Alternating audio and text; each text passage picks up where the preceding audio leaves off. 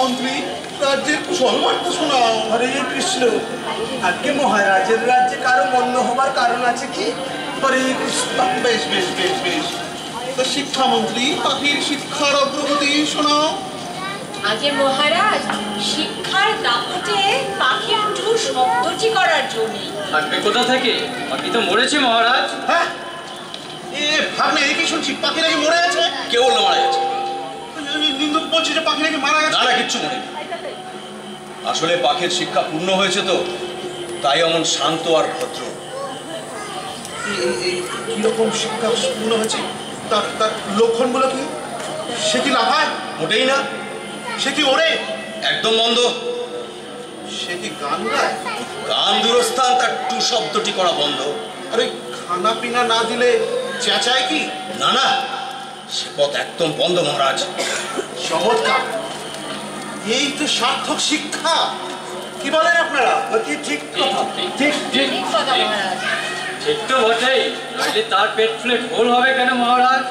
পেট ফুলে ঢোল? ভাবনে পাখি কি বদ হজম হয়েছে নাকি? আরে বদহজম হলেই হলো, এত অর্থ ব্যয় করে শিক্ষা বদহজম হলেই হলো। বেটা কিচ্ছু হজম করতে পারেনি, পুঁথিগুলো সব পেটের মধ্যে অক্ষত অবস্থায় রয়ে গেছে। বলুন না, বলুন না, বলুন।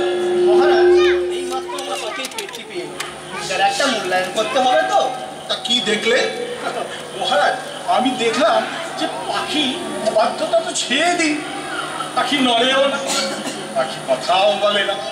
শুধু তার পেটের ভিতরে যে আমরা পুঁথিগুলো ঢুকিয়েছিলাম, সেই শুকনো পুঁথির পাতা থেকে যেমন একটা খসখস খসখস শব্দ আসে।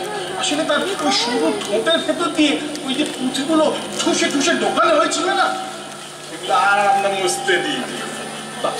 বাহ বাহ বাহ, চমৎকার ব্যবস্থায় আমি প্রচন্ড খুশি। ভাবনে তোমার এই ব্যবস্থা প্রচন্ড খুশি, তোমাকে পুরস্কৃত করা উচিত। এ নাও। আর কোতোয়াল, মহারাজ, এদিকে এসো। তোমার এক্ষুনি আমি পদাবনতির হুকুম দিচ্ছি। মহামন্ত্রী, এক্ষুনি ব্যবস্থা নাও। দয়া করুন মহারাজ, আমি একবারে ধানে প্রাণে মারা যাবো মহারাজ। আরে প্রাণে যদি বা না মারো, ধনে তো মারা যাবেই। ওই নিন্দুকের থেকে মাসোয়ারা নেওয়া আমি তোমার বন্ধ করছি। আমাকে আর একটা সুযোগ দিন মহারাজ, এবার আমার খুব নিশ্চয়ই সফল হবে। সত্যি বলছো? কি সত্যি বলছি মহারাজ।